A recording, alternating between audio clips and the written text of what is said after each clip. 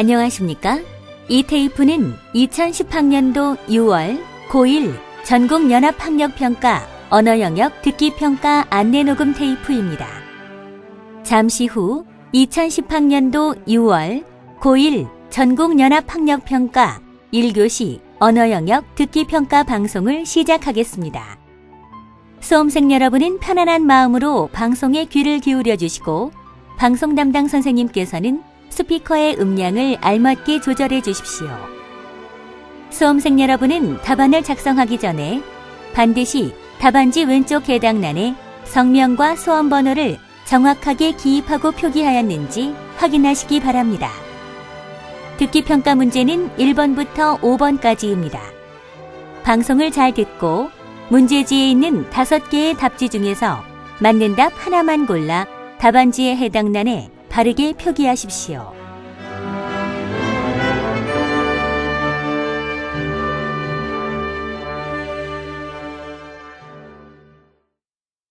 그러면 지금부터 1교시 언어영역 듣기평가를 시작하겠습니다. 1번부터 5번까지는 듣고 답하는 문제입니다. 방송을 잘 듣고 답을 하시기 바랍니다. 듣는 내용은 한 번만 방송됩니다. 1번. 이제 라디오 교양 프로그램을 들려드립니다. 잘 듣고 물음에 답하십시오. 청취자 여러분, 안녕하세요. 이야기를 통해 삶의 교훈을 생각해보는 시간입니다. 오늘은 퇴계 이황 선생에 관한 이야기를 들려드리겠습니다. 퇴계 선생은 50세 이후 고향의 한적한 시냇가에 도산서원을 세웠습니다. 그는 그곳에서 그의 학덕을 사모하여 모여드는 제자들을 가르치며 성리학의 연구와 저술에 몰두하였습니다. 나라에서는 그에게 대제학, 예조판서 등 높은 관직을 제소하여 계속 조정으로 불러들이려 하였습니다. 그러나 선생은 거듭 상소를 올려 벼슬을 사양하였습니다. 마지못해 나갔다가도 곧 사퇴하여 귀양하기를 되풀이했습니다. 퇴계 선생은 벼슬에 나갈 수 없는 이유를 이렇게 밝혔습니다. 어리석음을 숨기고 자리만 차지하는 것은 부당하며 병든 몸이 하는 일 없이 녹만 축내는 것은 부당하다. 함부로 나아가지 말아야 한다는 것을 알고도 벼슬하는 것은 부당하며 자신이 맡을 일이 아닌데도 물러서지 않는 것 또한 부당하다.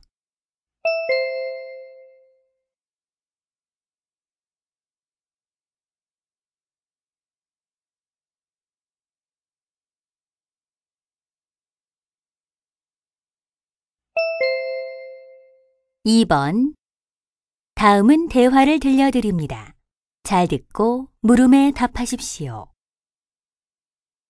윤수야, 음악 소리 좀 낮춰. 에이, 맨날 초소리야. 아, 참, 나에게만 들리게 할 순 없을까? 누나는 내일 시험이라 그러니 좀 봐줘라. 그리고 옆 사람에게는 안 들리고 자기에게만 들리는 스피커를 개발했다는 뉴스가 나왔으니 조금만 기다리면 살 수 있지 않겠니? 정말이에요, 엄마? 그런데 그게 어떻게 가능해요? 그것 말이야, 소리의 간섭 현상을 이용한 거란다. 소리가 물결처럼 움직이는 파동이라는 건 알지? 2개 이상의 파동이 섞이면 간섭 현상이 일어난단다. 소리가 간섭한다고요? 자, 그래프로 그릴 테니 잘 봐. 파동이 처음에 이렇게 올라갔다가 다시 내려가잖니? 이런 위치에 따른 상태를 위상이라고 해. 청취 영역에선 음악과 위상이 같은 소리를 더해주면 음악이 더 커진단다. 아, 그러니까 소리를 보태서 음악을 더 크게 한다는 거네요. 그렇지. 그리고 누나에게는 음악이 안 들려야 하니까 그쪽으로는 위상이 정반대인 소리를 내주면 된단다. 그럼 소리의 간섭 현상이 일어나서 음악이 들리지 않지. 아, 알겠어요.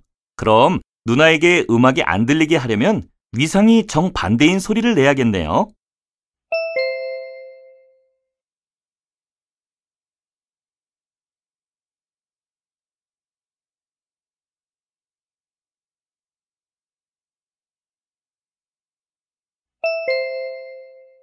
(3번) 다음은 천일염 생산 과정을 들려드립니다. 잘 듣고 물음에 답하십시오. 천일염은 염전에서 약 3주 동안 바닷물을 서서히 증발시켜 만든 소금입니다. 천일염을 만드는 과정은 크게 저수지, 증발지, 결정지 단계를 거칩니다. 먼저 수문을 열어 저수지에 가둬둔 바닷물을 제1증발지에 채우게 되는데 이때 물의 염도는 1에서 3%입니다. 제1증발지에서는 햇빛과 바람을 이용해 바닷물의 염도를 6에서 8%까지 올리는데 보통 일주일이 걸립니다. 농축된 바닷물을 다시 제2증발지로 옮겨 염도가 22에서 25%가 될 때까지 증발시키는데 일주 정도 걸립니다. 그리고 다음 단계인 결정지로 옮기는데 증발지와 결정지 사이에는 3cm씩 낙차가 있어 물꼬를 열면 소금물이 다음 단계로 자연스럽게 흐르게 됩니다. 결정지에서는 염도가 27%가 될 때까지 증발시키는데 햇빛, 바람, 물 3가지 조건이 맞아야 소금 결정이 생깁니다.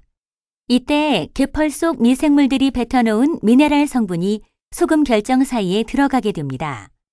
이렇게 해서 결정이 2에서 4mm로 쌓이면 일명 대패로 소금을 긁어 모아 여러 개의 무더기로 만들었다가 물이 빠지면 창고로 운반해 6개월 정도 보관하며 짜고 쓴 간수를 뺍니다. 이런 과정을 통해 질 좋은 천일염이 만들어집니다.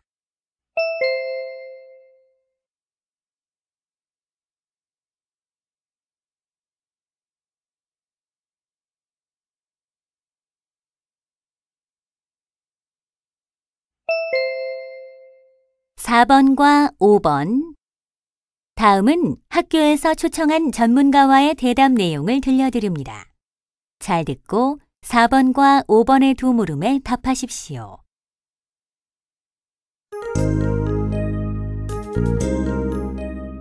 여러분 안녕하십니까? 오늘은 대한병원 이민수 박사님과 편두통에 대해 알아보겠습니다.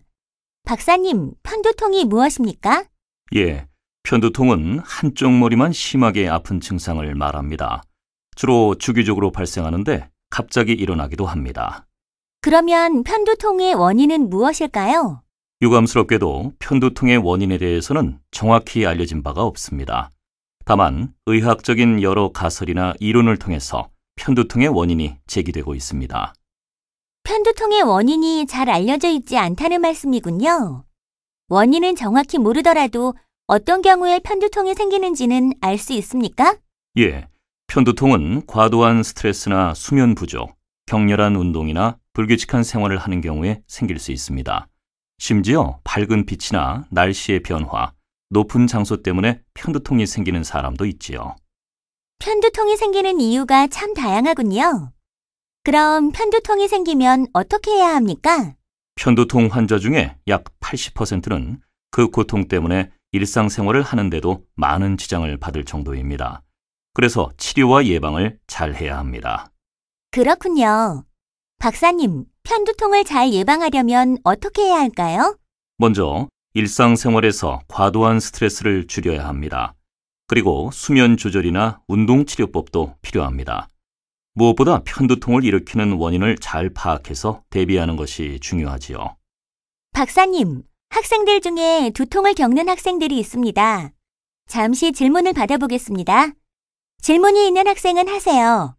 박사님, 저는 시험이 있거나 스트레스를 받을 때 머리가 많이 아픕니다. 이것도 편두통이라고 할 수 있습니까?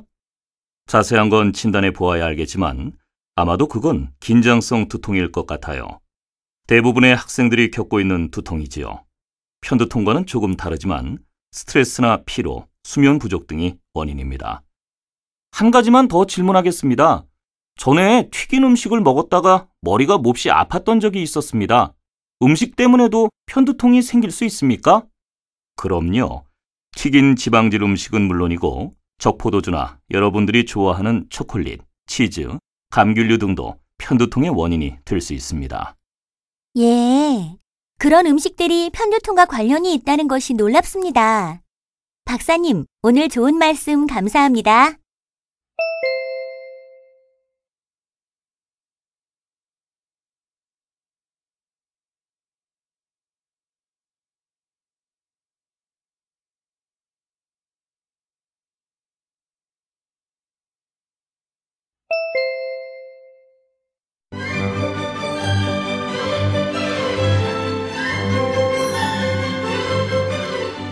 이제 듣기 문제는 모두 끝났습니다. 6번 문제부터는 문제지의 지시에 따라 답하십시오.